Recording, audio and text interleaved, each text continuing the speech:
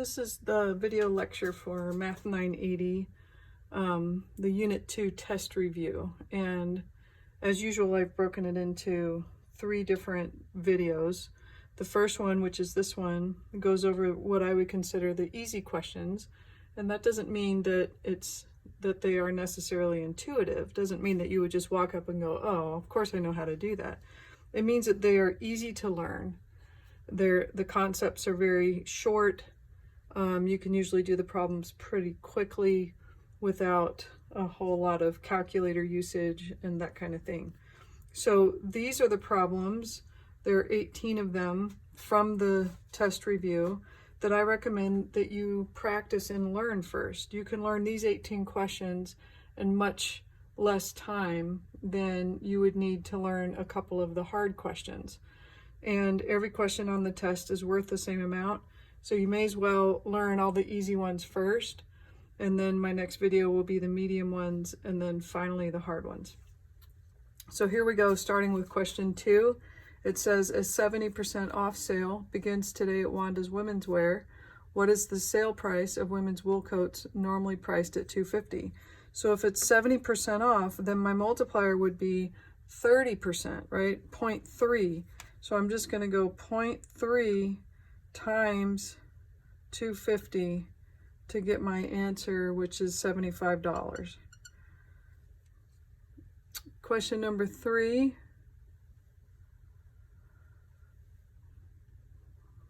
Says that the number of different cars sold in a certain country rose from 201 in 1997 to 279 in 2007. They want you to find the percent increase.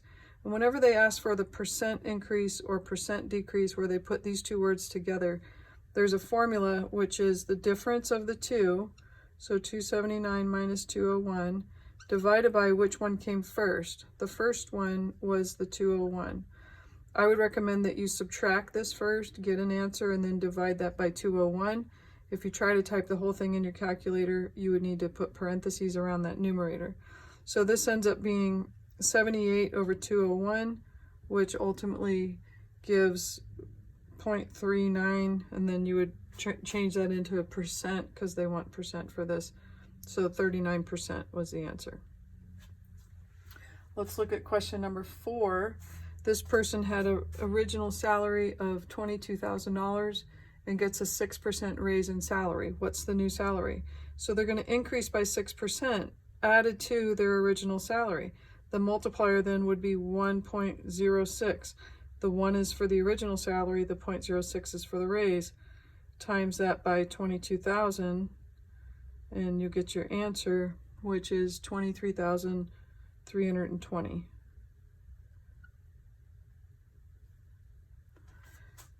Let's move on to question 5. Question 5 says, for the following table, compute the mass of 800 grams of radioactive element D left each day if element D loses half its mass every day. What type of decay is this? So each day I'm going to times it by a half or divide by 2, whichever way you want to think of it, to get the next day. So 800 times a half is 400, times a half is 200, times a half is 100, times a half is 50. So those would be the numbers I type into the chart. What kind of decay is this? Because each time I'm multiplying by a half or dividing by 2 if you chose that way, then this would be exponential. Remember exponential decay, I know that's hard to read, but is when you multiply or divide each time in order to get to the next number. Question number 6, they say that you're computing the area of a 400 square foot shed left to paint if you paint 20 square feet a day. What kind of decay is this? Now this is a little tricky for the starting amount. This is saying the start of the day. So you haven't painted anything yet. So the first day you still have the original 400 left to paint. And then you're going to take 20 off of that each day. So this would be 380, 360, 340, 320. So what did we do each time? We subtracted 20. So what kind of decay is that? That is linear, because linear is add or subtract to get to the next number. Question number 7. You have an interest-free debt of $400 and you're paying $4 a day. What type of change is this? Well, it's going to be decay because it's getting smaller, and each day you're subtracting 4 from the original debt. So this would be linear. Linear is add or subtract. Exponential is multiply or divide. Decay means it's shrinking. Growth means it's getting bigger.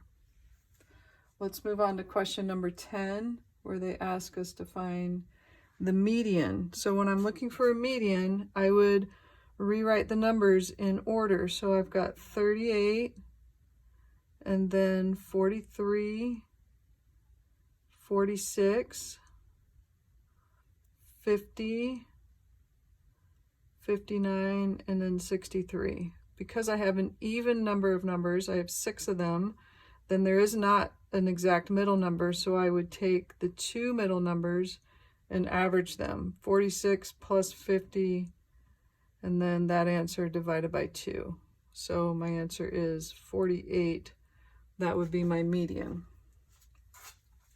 Question number 11 wants me to find the mode. The mode is which number occurs more often. Now, if you have a lot of numbers, sometimes it's hard to keep track. So I would recommend that you list them in order, just like we did in question 10, and then you will easily see how many of each there are. But in this case, I've got 12, 13, 14, 16, 17, 27, and 27. There are 2 of those, and nothing else ties it or exceeds it, so my mode would be 27. Let's move on to question 13, where they're asking me to simplify. So remember, these are going to be multiplied because it's there's nothing in between these 2 parentheses that are together. So I'm going to just multiply the coefficients. Negative 8 times 3 is negative 24. And then I'm going to multiply the 2 variables. X to the 3rd times x to the 9th. When the bases are the same, we add the exponents. So there's my answer. In question number 14, I have 7a to the 8th, and that whole thing is raised to the 3rd. Now, if you forget about this, because what happens is a common mistake is that people will address the a raised to the 8th to the 3rd, but they won't remember to take 7 to the 3rd power. So don't be afraid to expand this. The 3rd power means 7a to the 8th times 7a to the 8th times 7a to the 8th. And this makes it really clear that the 7 is in fact getting multiplied by itself 3 times, right? So 7 to the 3rd power is 343. You could do that on your calculator, or you could just do 7 times 7 times 7. And then a to the 8th, a to the 8th, a to the 8th. You would add those 3 8s, and you would get a to the 24th. How could you have done that without expanding? You would have to distribute the 3rd power. 7 to the 3rd is 343. And then if I raise a power to a power, I multiply. So I get 24, because 8 times 3 is 24. Problem number 15, I would simply divide the coefficients. 16 divided by 8 is 2. And then y to the 9th divided by y squared is y to the 7th. The rule is when I'm dividing the same base, I subtract the exponents. If you wanted to expand this out, you could. You would have 9 y's on top, 2 on bottom, 2 would cancel, leaving 7 on the top, and that's how we get y to the 7th. Question number 18, we are going to combine like terms. So notice this is a square, this is a square. This is a cube, this is a cube. So I'm going to combine my squares. 3 minus 7 is minus 4y squared. And then my cubes, I have negative 4 plus 7 is a positive 3y cubed. And that's the answer to that one. Question number 20. Basically is the same thing. We're going to combine like terms. I have 2x terms and I have 2y terms. Negative 8 minus 6 is negative 14x. 2 plus 9 is 11y. All right, let's move on to question 21. I'm going to need to erase the board and write the rest of these out.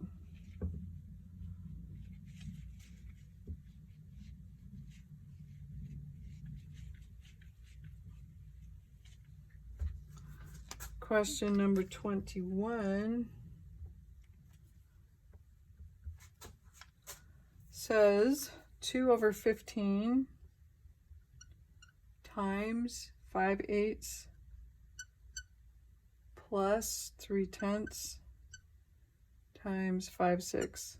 So the trick here is to remember your order of operations, and we would do the multiplication before we would do the addition.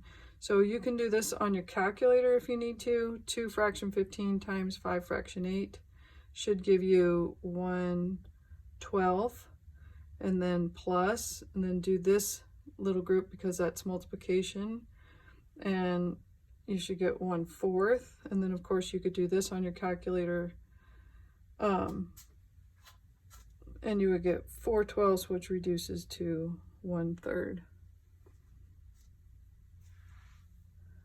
Let's look at question number 22.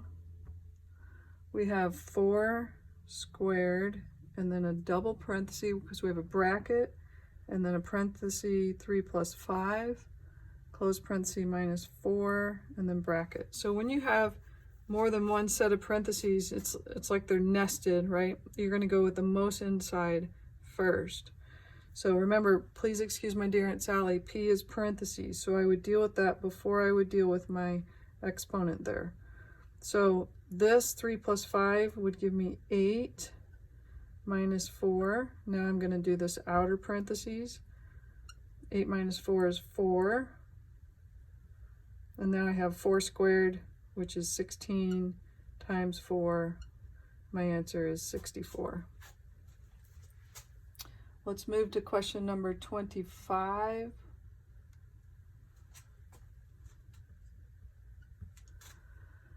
It says use only an associative property to rewrite the following expression. So they've got this expression, parentheses pk times r. They want me to use the associative property. Remember, associative leaves the letters in the same order. It just rearranges where the parentheses are. So I would switch them to the K and R. And let's look at number 26, which I believe is similar. It says use the commutative property and associative properties as needed to simplify the expression. So really you're not showing the properties here. You're just recognizing that they are what give you permission to do what you do, okay? So what I could do is I could, like do the commutative property to switch.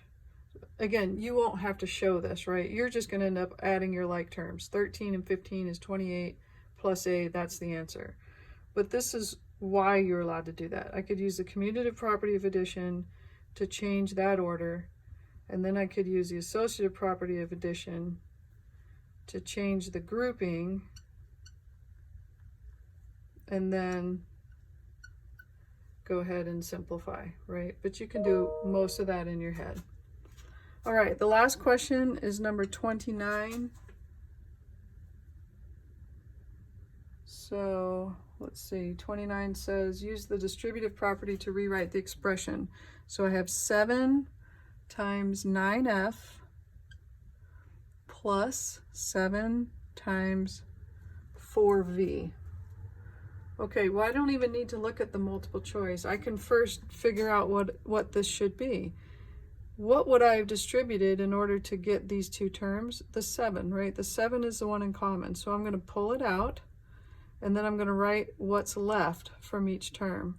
Parentheses 9f plus 4v. If I had redistributed, I would get 7 times 9f, which is what that is, plus 7 times 4v, which is what that is. So this would be the correct answer. And that concludes the easy questions for Unit Test 2 review for Math 980.